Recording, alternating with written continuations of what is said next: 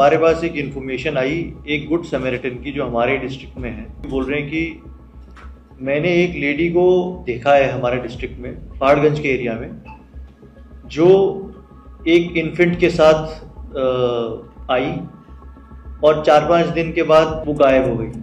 और उसके बाद 15-20 दिन बाद फिर उसको मैंने देखा तो एक दूसरा इन्फेंट उसके पास था। तो ये उसको बड़ा फिशी लगा। वो उन्होंने तुरंत हमें बताया।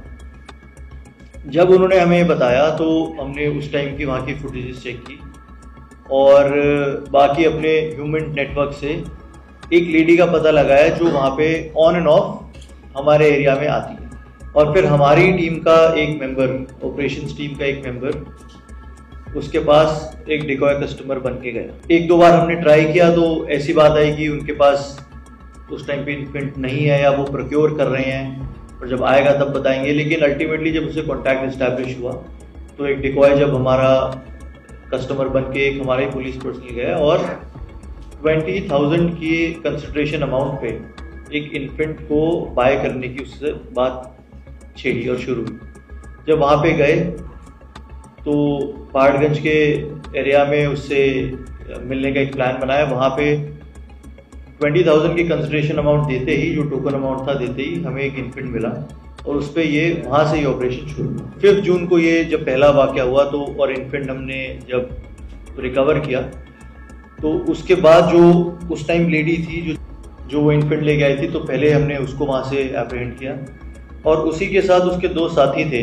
बट ये 3 लोग हमें उस दिन एप्रीहेंड हुए।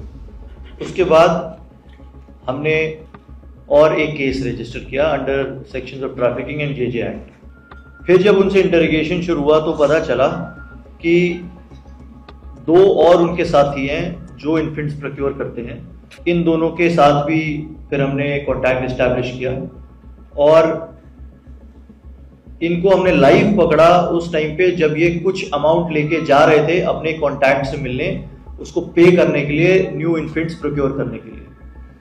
तो वो हमारे लिए काफ़ी अच्छा रहा क्योंकि उस टाइम पे हमने 2,92,000 रुपीज़ इनसे उसी टाइम पे सीज किए।